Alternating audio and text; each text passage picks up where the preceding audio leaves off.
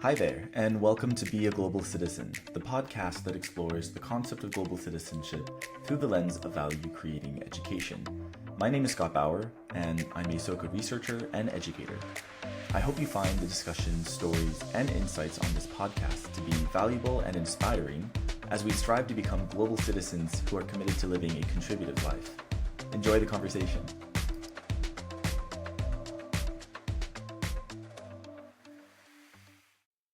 Hi, everyone. I'm Jason Lyons. I live in Los Angeles from Virginia. Currently an executive at an educational services company for autistic kids. Welcome, Jason. Thank you so much for being on the podcast. Very excited to have you on the podcast.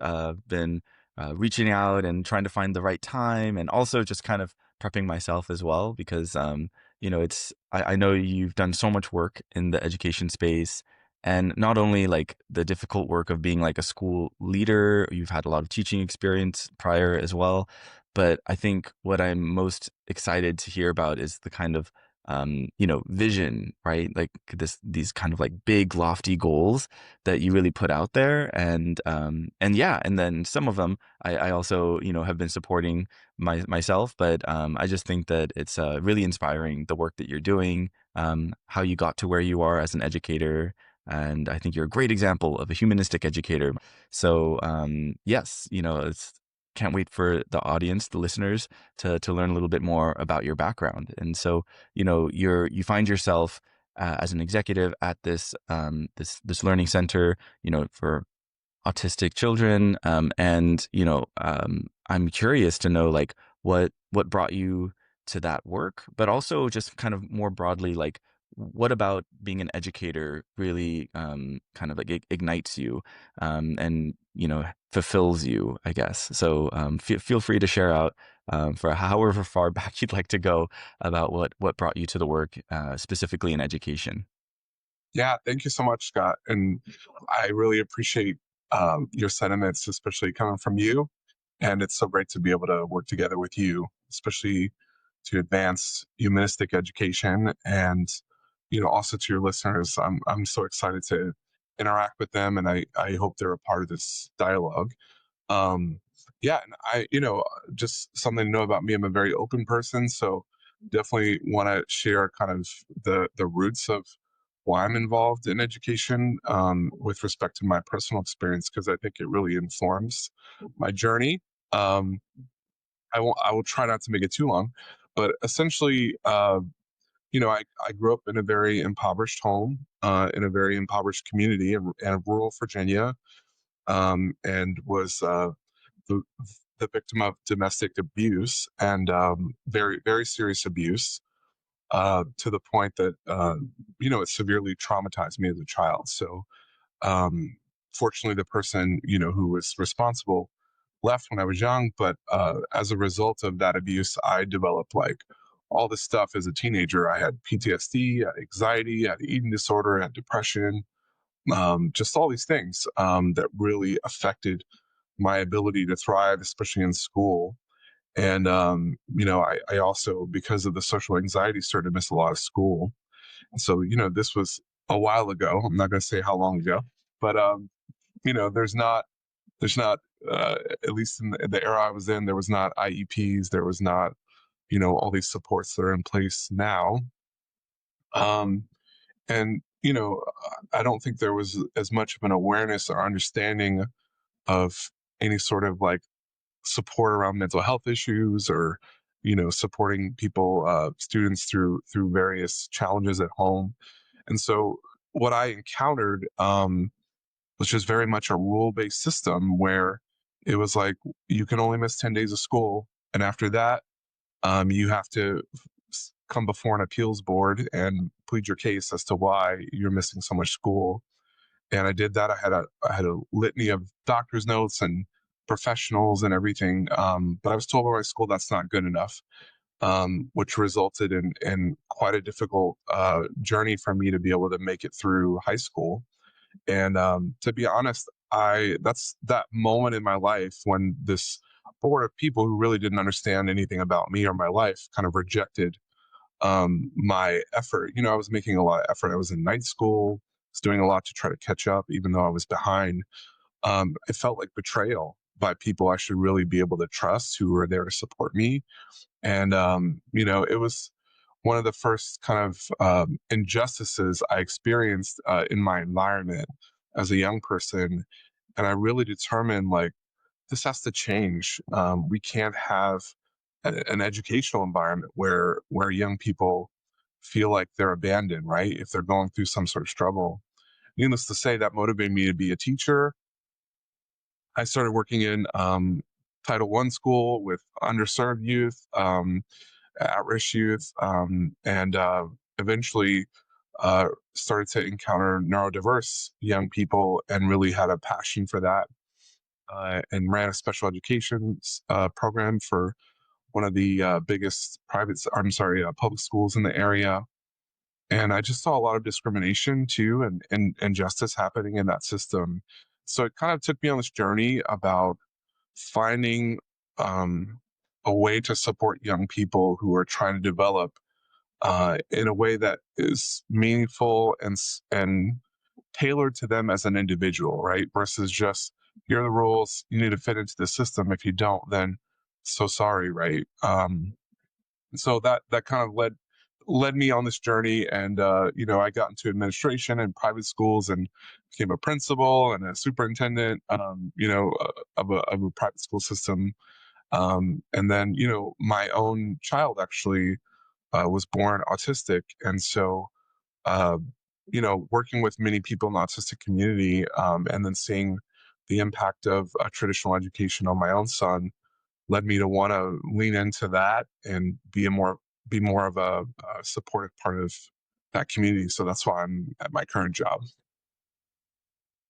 Wow, thank you so much, Jason, for sharing that, and I appreciate you, uh, yeah, being very open and vulnerable about the past traumas that you experienced early on in your childhood, and how it just was such a battle to it was probably just such a battle just to even like wake up in the morning, right? To even decide to go to school, to try and catch up, and it felt like from what you were sharing that there was just like kind of not only the environment was not set up to support you, but probably as a result of that, you were probably just feeling this kind of tremendous weight of like the whole world is kind of against me. And I think that that's how a lot of young people probably experience their environment when it's negative. It's severely lacking in resources, right? There's probably so many other kind of components to that where then it becomes internalized, and then it starts to really affect the way they see the world and how they feel about the world, right? And that kind of gets more to the heart space.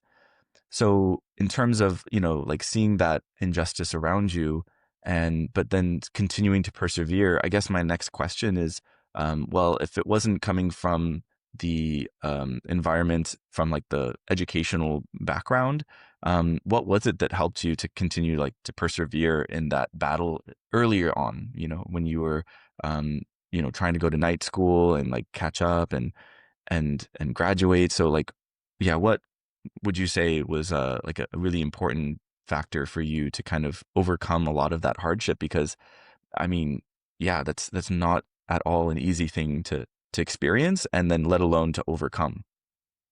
Yeah, I mean, I think the major theme of what allowed me to transform would be this great Buddhist philosophy that I encountered through my mother, right? And she, was experiencing the same domestic violence that I was, but I, in that situation, lost hope and really felt like this is going to end in tragedy. But my mom had such tremendous hope and conviction.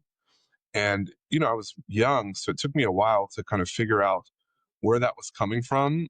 Because at first, to be honest, I thought it was irrational. Like, what do you mean? Like, we're going to transform this? This is terrible, right? But I realized that she had this great philosophy underpinning that hope. And so I really decided to engage with that because of her, and practice Buddhism. And, I, because of, the trauma I was experiencing, it was pretty hard for me to be active in the Buddhist community, which we refer to as the SGI Soka Gakkai International. But what was amazing is these young people uh, started to visit me and encourage me. And, they would say things to me uh, that honestly I really rejected. They would say things like, "You have a mission, and your experiences are going to inform that mission and allow you not only to transform your suffering into something meaningful, but use that meaning and that transformation to inspire and support other people." And I really didn't believe that for a long time. I honestly felt like somehow I was just going to figure it out on my own. But I couldn't deny the conviction of these young men, especially that came to visit me, even though I wanted to for so long.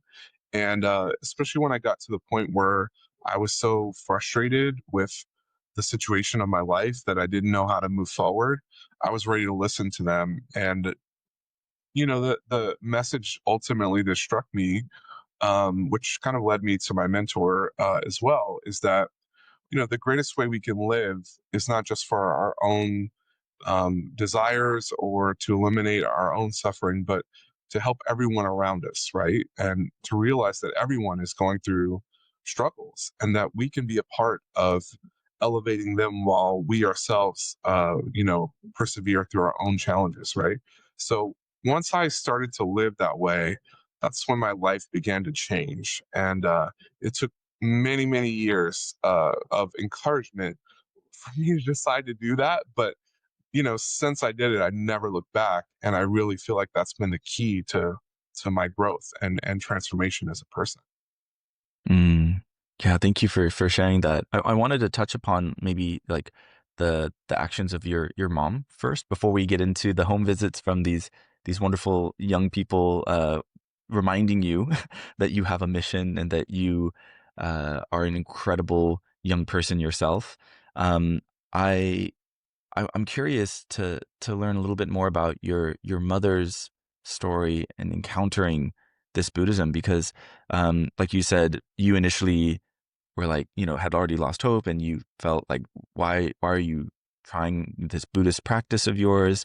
You said that you were living in rural Virginia, so I'm just wondering, like, how does your mother, find this practice in a place like rural Virginia, and then also like yeah, and then maybe could you speak a little bit about like some of like the core values of the practice that have like really been instilled within you from that point early in your childhood, but yet continue to remain even up until now? Yeah.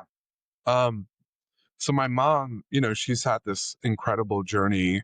She's been practicing Buddhism most of her life, but she's really struggled as a person, especially when she was young, just kind of experiencing all kinds of abuse. But she actually went to Los Angeles. She was like a hippie at one point in her life, and she encountered it, just meeting some friends on the street who told her about it. And it was a community, so they would have like neighborhood gatherings that you could go to and just have dialogues about life, and it's pretty appealing to her to engage in that. Um, but she was very loosely connected. But I think the thing that really helped her develop a solid relationship with Buddhist practice was just their friendship, and their commitment to support her. And then she met my dad and moved to Virginia, but it was kept alive because of the like nurturing and encouragement she got. And in terms of the values like she instilled from that in me, and then also what I've gained. Uh, I think the first thing from my mom was this unbelievable hope and conviction, right? Like I was talking about. And what what I think is important to note about it is that it wasn't she had hope because there were external signs to be hopeful about. It was that she had hope and conviction because she decided to, and it was through her practice, right? As Buddhists in SGI, we chant Nam Myoho Renge Kyo, as like kind of our daily practice, which is a mantra that essentially, um, is this deep appreciation for our life and the universe, and the determination to kind of bring out our best self, right? And so, it's an active practice, and she was really engaged in it. And I think that fundamentally for her is what allowed her to develop that sense of open conviction in the midst of a situation where there was none.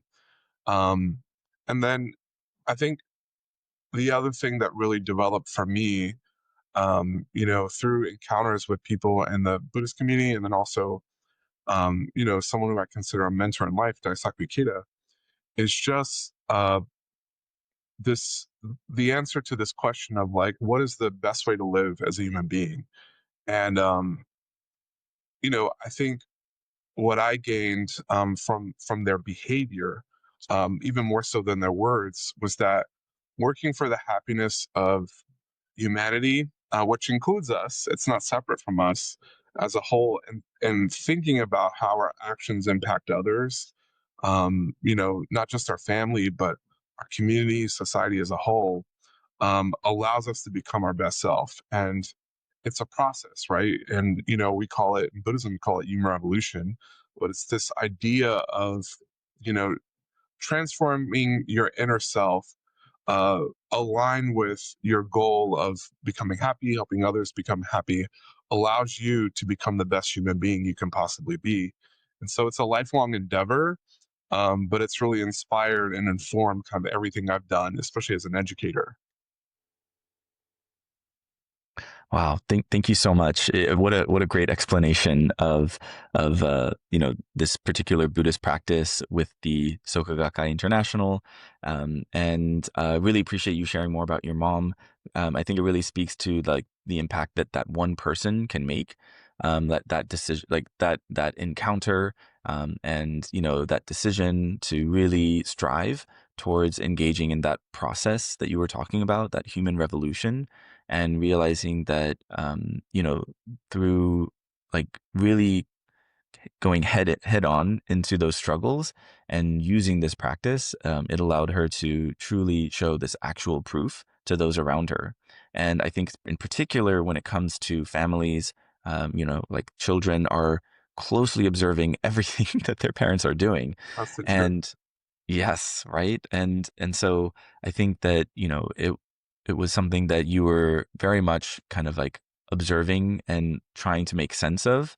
But then I think now kind of bringing in the other young people within the SGI community, it was this kind of collective effort, right? Of really like the whole like it takes a village to raise a child kind of mentality of Yeah, people really kind of like almost like a like they were home like as like a what is it honing missile. I mean that's kind of like very violent actually, but maybe it was just like this attraction, right? More of yeah, like a magnet. Let's use that. Let's use the magnet one, where they were able to see your incredible potential and they wanted to nurture you in the same way that your mom was being nurtured herself, back in Los Angeles, and so, my next question is regarding right these visits that the young people would do. It sounds like it's very much this kind of like community kind of like engagement, of them really trying to connect with you. So like, could you maybe speak a little bit more about like I don't know, maybe there's like a particular anecdote, like experience that came up with a particular individual who was trying to reach you, because I feel like they probably just didn't like try visiting you once and they're like, oh, Jason's not interested, so I guess see you later. But it was probably many repeated attempts, because yeah, you were in such a state of life where all the things that you said were, like just one of them would have been enough to really kind of bring someone down, and yet you had so many different hardships kind of piled on top of each other. So could you maybe speak a little bit to what that was like in terms of them visiting you, and maybe a particular relationship that kind of shines as like a, oh, they didn't give up on me. yeah, absolutely. I mean, just to speak to the relationship these guys had with me, you know, I think one of the things we crave most in life is genuine friendship, right? And what does that mean, right? And I think naturally people have like people they just kind of hang out with, have fun with. And there's kind of the deeper friendships where um, we're celebrating each other's goals and kind of high fiving each other in our progress in life. But I feel like there's this deeper level of friendship where people are willing to give their life for you and do anything and everything they can to support you as a person. And that kind of friendship is so powerful and to be honest, rare. And I feel like I had that with these guys, even though I wasn't yet becoming that kind of person to them. They were that person to me. And, I just couldn't be, to be honest, because I was so withdrawn. I would disappear for months at a time, wouldn't return people's phone calls. I was also very difficult and standoffish because of my anxiety and, everything, right? But that just didn't matter to these guys. So it just kept coming. And, I think one of the biggest turning points for me was actually when in my early 20s, I just kind of like, I'm going to figure this out. That was my attitude about life. And, but the anxiety, everything just kept coming back in and tearing my life apart, no matter what I would build. And I got so exhausted from that effort. I just kind of gave up. I was like, I'm done. Whatever happens to me is fine, but I'm just not going to try anymore. And, this guy who was really worried about me at that point, he lived about 5 hours away. And he drove to my house one way, not even knowing if I was home, to encourage me. And like, who does that, right? I mean, I wouldn't even pick up the phone, but he just came anyway, and he would have to drive 5 hours home, right, if I didn't answer the door. But I was able to meet with him, and the two things he said to me were pretty simple. But like he talked about the idea of like what is the core kind of tenet of Buddhism, which is fundamentally valuing your life and not negating that value, right? Like realizing that you and all people have this unbelievable potential and value, and that we can't disparage ourselves, right? And that was really crucial. And then he talked about cause and effect, which is it's kind of the underlying law of the universe with respect to like Buddhist philosophy. And we're all kind of aware of cause and effect in the scientific term, right? And just the immediate idea of it, like you put your hand on the stove and you get burned. But he was talking about the deeper meaning of it, like all the actions we take in life have an impact. They have an effect, right? Even if we can't immediately see that effect, it is manifesting all the time. And so he said, if life is truly cause and effect, if you want to become happy in this life, you have to also work for the happiness of other people. And he said, even if you feel like you don't have anything to offer, I think you do. Your experience and also you have a philosophy and a community that many people do not. So why not encourage them and be that kind of person for them? And I really thought about what he said, and to be honest, my own self doubt was like, well, what, who's going to be encouraged by me? But I realized, like, no, I have been the recipient of such great friendship for nearly a decade, and it's time that I was that person, right? And just the act of starting to do that for other people, it was like so much of what was plaguing me up to that point evaporated like mist, before my eyes. And I was able to feel lighter and move forward and start to work and, finish school and do all these things that seemed impossible before. And, it just came from really understanding, that core idea of Buddhist philosophy. Yeah, thank you so much, Jason. I really appreciate this like emphasis that you're placing on friendship, what genuine friendship means, and the fact that especially like when we see like a young person who might be more withdrawn, closed off, just dealing with a lot of stuff, it's okay, right? It's actually quite natural, right, for them to really be in the depths of like really grappling with like their present reality, who they are, what all of this means moving forward. But to have that great fortune of individuals who genuinely, see your potential, who genuinely want your happiness and who are willing to take that time and do the effort of like driving 5 hours one way to meet you, I think is just incredible modeling of like what the ideal is, right? And also just maybe not even ideal, but just like what it takes to really, like people always think of, like kind of quick fixes or silver bullets and this and that, right? But to gain the trust of a young person, is no small feat. And, and I think that now, the way that like, at least I see the world that we live in, with, so many distractions and so many different kinds of like, things that are kind of taking our attention in one way. And then also the sense that, mental health, is really kind of reaching a critical juncture, where it's just, it's just so present, right? And so much of like the schools, the school environment, home family dynamic. So now it's like, well, how is anyone able to connect and Yeah. and really be able to like value one another when they're just in this kind of like sea of, I don't know, social media and noise and doubt. But it's really hopeful, right, to hear that, in a case like, what you're sharing about your childhood, that, it was not impossible, right? Far from it. And then to be able to turn that around and really be able to then like say, okay, now it's my turn. And to, I would imagine, right, the depths of like your understanding and your ability to empathize with others who are experiencing, right, the anxiety or the feeling of like PTSD from past experiences of maybe it's domestic abuse or, other kinds of traumas. Like you can be that person to say, I understand, I'm here for you. And so now, this kind of brings me to, your career as a teacher, as an educator. When I think about teaching, it's very much like the caring profession. It's one of, Yes. several caring professions. But, oftentimes I think people kind of relegate teaching as just something that you just transmit knowledge, right? Here's the content, the curriculum, and, they need to learn X, Y, Z to advance to next level. And if they don't, then they fall behind, and then it just gets really ugly really fast, right? Because of like, well, what are the structures in place?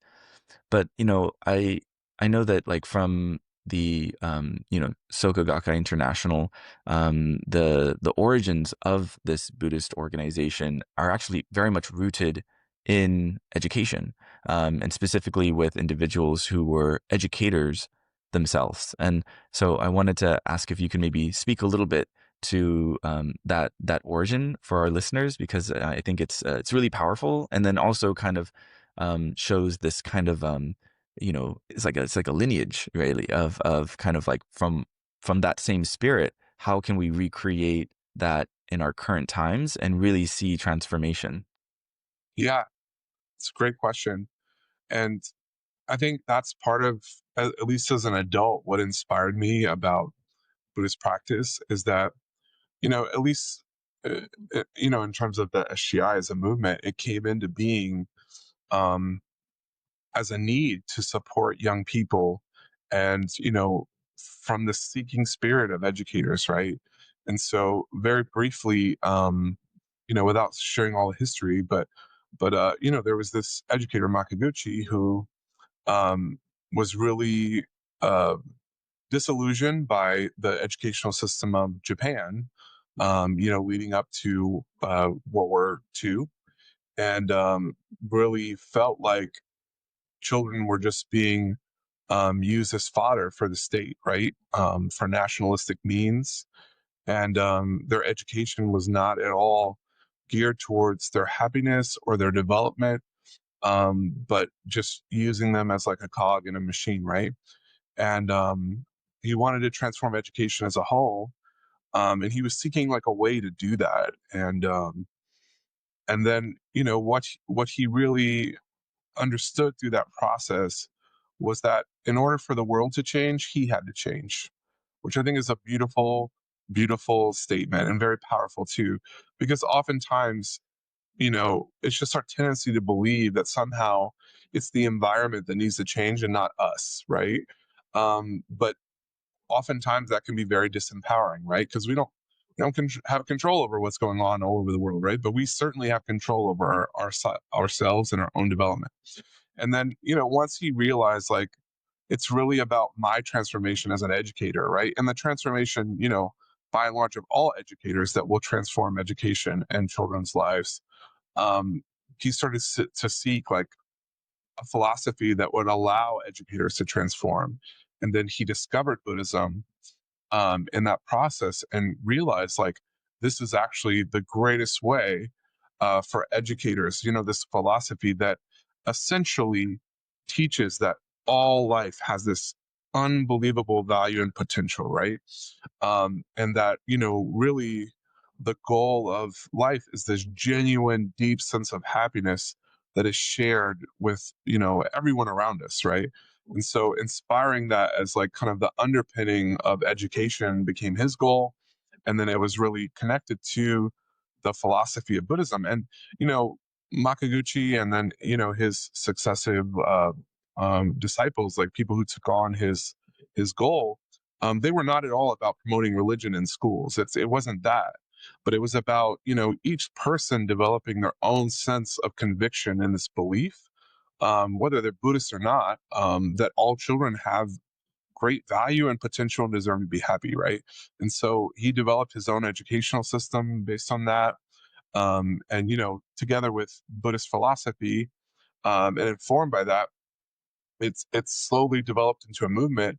And, he had a disciple, Jose Toda, who actually became the leader of this Buddhist community, but he's also an educator. He started schools informed by Makaguchi's philosophy. And then his disciple, Daisatsu Ikeda, who's really my mentor in life and in education, he created a whole system of schools based on this, right? That's spread all over the world. You went to one of his schools, right? Slip University. So, and it again, it holds, like, Soap University, for example, of America. People of all different religious backgrounds, cultures, ethnicities, whatever, nationalities. They go there. It's not about anything to do with, like, Buddhist as a religion, but much more about this great philosophy of value, that each of them have their own sense of mission and purpose, right, as a human being. And so that is really what I'm striving to implement in my own practice as an educator. Mm. That was a great summary of a lot of history and of these three incredible Soka progenitors, right? Who laid the foundations for not just this education philosophy of Soka, but also for a framework, an organization, a movement, like you said, to really take root not just in Japan but around the world. And I think that while it still may be small comparatively to other world religions, nonetheless, I think that spirit from these founders, these presidents, is really significant, and also shows that with their actions, right? It's just so congruent with the philosophy and what they were really trying to put into society, and then also that one to one, like life to life kind of interactions, because I think ultimately it's going to be right, this recognition. I think you were talking right about this, not of trying to change the environment or change that person or that group of people, but really through their own efforts, and then they can share that, and then it becomes so much more compelling, right? Because it's like, this is my actual proof. So I appreciate you sharing that, and I can't help but also feel like your own career as an educator has very much been in striving to implement humanistic education, right? Soka values in various different education spaces. And I know that, it's often the case, right, for individuals who are a little further along in their career, they're able to look back after, years of, work experience and say, this is it, right? This is kind of like the thread. But I'm kind of like wondering, like, what was it like for you, going like starting off as a teacher, and then being called to, like, start like a special education program, and then you went and started working as like a principal, and then another level up and superintendent, and then another level up now as an executive. And I'm seeing there's this through line in terms of like supporting the student where they're at, and also really embracing them fully and their full potential and giving them the resources that definitely you, when you were younger, would have greatly benefited from and probably wanted, and yet, you know, just were deprived of that. So I'm just curious, like, in terms of like, as you're reflecting at this moment, in this present moment, on that journey, could you maybe speak a little bit more to what the through line was for you, and then also maybe also speak to that driving force. I know we talked a lot about Soak education and these, you know, these figures, but maybe like something more specific to like the actual work that you were doing, like what was helping you to kind of really get, not only get through the day, but like transform the day and see the day differently and feel really good. Because I think a lot of educators, they're just trying to survive and they're not feeling good at the end of the day. So, you know, for you to have made it, you know, to where you are now, it, you know, you're doing something different. So could you maybe speak about that? Yeah, yeah. Actually, it reminds me. There's this great quote from John Dewey, who he said like, if you're truly living in this realm of education, in the most like purposeful and meaningful way, you actually have more energy at the end of the day than when you started. And I will tell you, I'm still working on that. So no one feel bad if you don't feel that way. But I thought about what he means, and my own experience. Just for example, starting out as a teacher in a school, where most of the kids didn't even live with their parents; they were at risk. Most of them, honestly, were minorities. And my experience and just dialoguing with a lot of them is the only way they felt that their life could have meaning or value was to like become an athlete, a professional athlete, or something like that, right? And they didn't see any other possibilities for happiness or development outside of those very rare opportunities, right? And what I saw through kind of trial and error, especially based on how I was treated, by this Buddhist community, is that the most important thing we can do for young people as educators is have this unshakable conviction in the value of their life and their potential, and this unwavering determination, um, that they can become happy, right? And they will through realizing their own potential, right? And it's amazing, like just practically speaking. Um, and I don't mean this about me, but I think sometimes in these environments, I was the first person to really value these young people as an individual and really strive to help them uncover what they were capable of, right? And we would do things like teach them chess or teach them how to write poetry, and like one guy became a chess master, another became a poet laureate, right? And and they went out, some of them went on to really great schools and whatever. But underneath all of that, what I realized is the success in the world that we want for all kids, and career success or financial success or whatever else, that is a byproduct of them really developing this great sense of self and value, or at least it should be, as opposed to it being the goal, because of course there's many successful people who don't really feel happy or don't feel a sense of value, and I think something's missing in that, right? And so that really became the foundation of my career.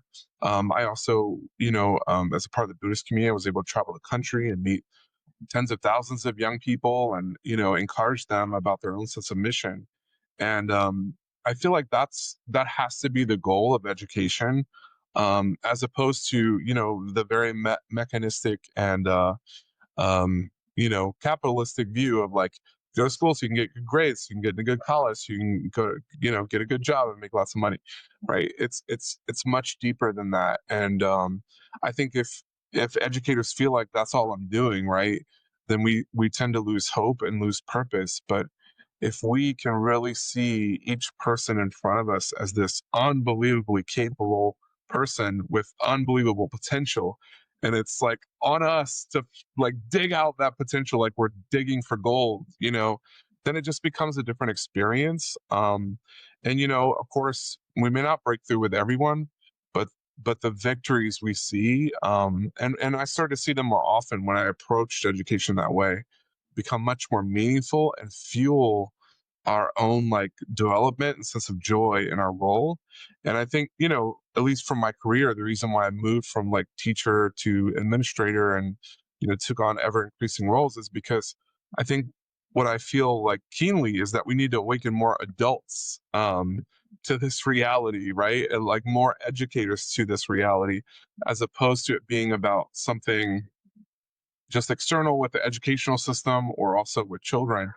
It's much more about us realizing that sense of mission and what we're doing beyond just, doing our job and, oh, I have to go through this material today in the curriculum, or I have to, ensure these policies are met by the school or whatever that is, right?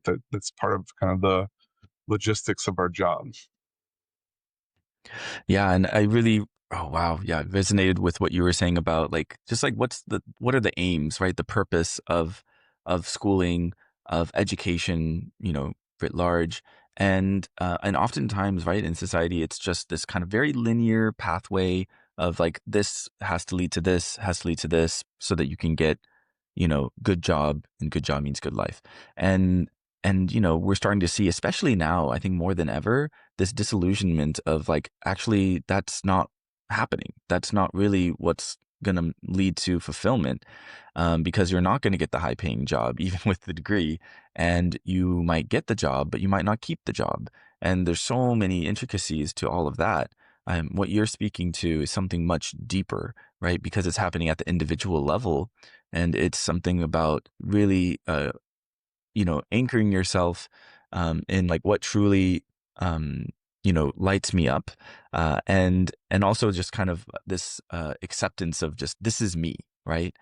Take off all the titles and status and all of those like superficial fixtures, and then like what remains, right? This is kind of I think what you're speaking to in terms of like the deeper sense of like that happiness, and not losing track of that. But then the question is, well, okay, well then how do we set this up as like an educational environment? I know you talked a lot about your own childhood. There was such injustice of like not having that provided, and so then the task for you was to really transform your life, and to become this capable teacher and now school leader, that you are.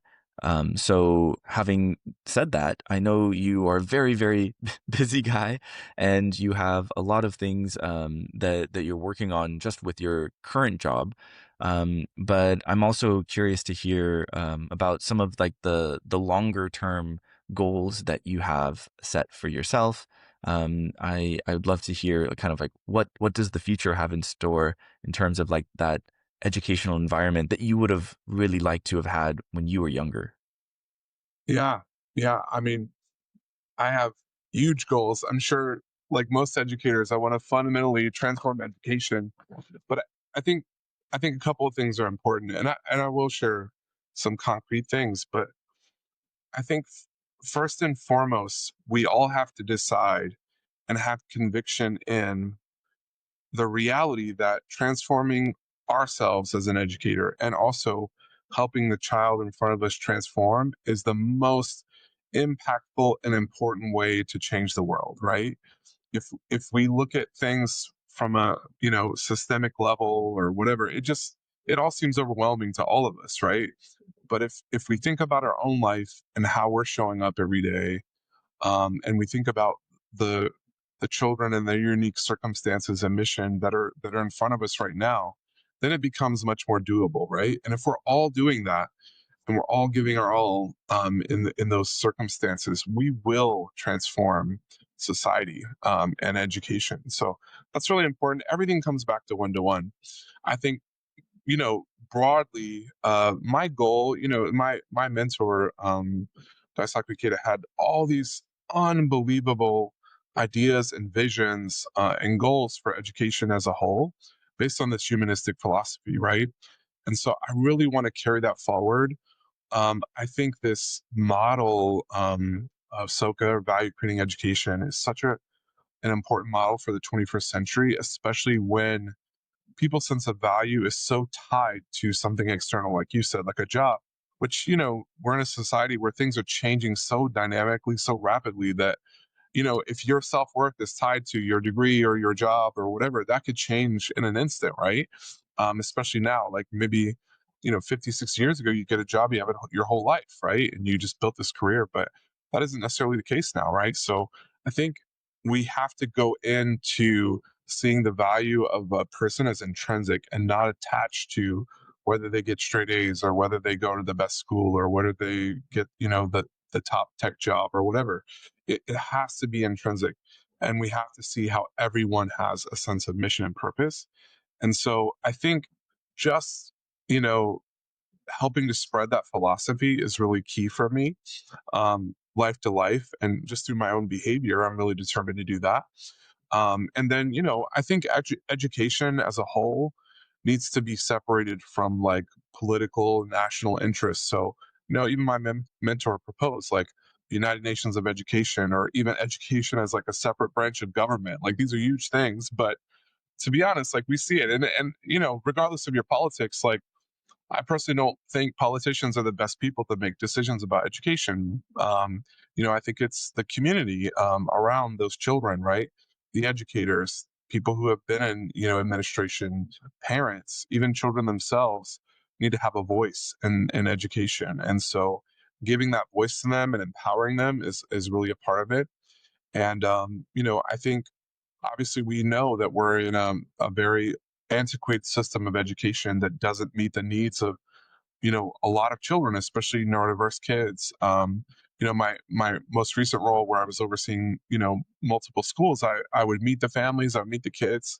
One thing I saw that was very common, because this was it was a school that really helped kids kind of one to one, but um, if they came in sixth grade, it was a sixth through 12th grade school.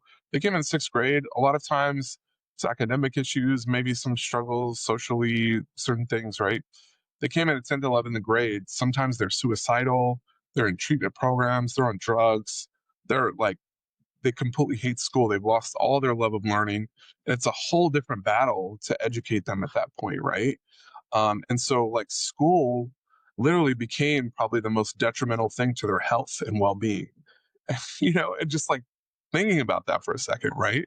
Like, school is the reason why, for a lot of these kids, that they feel like they're worthless and they don't even want to go on living, right? So, that's got to change. That's got to change. And so, I think this philosophy and philosophies that are informed by the sense of value of the individual are really important. I'd love to create a model of that in a school.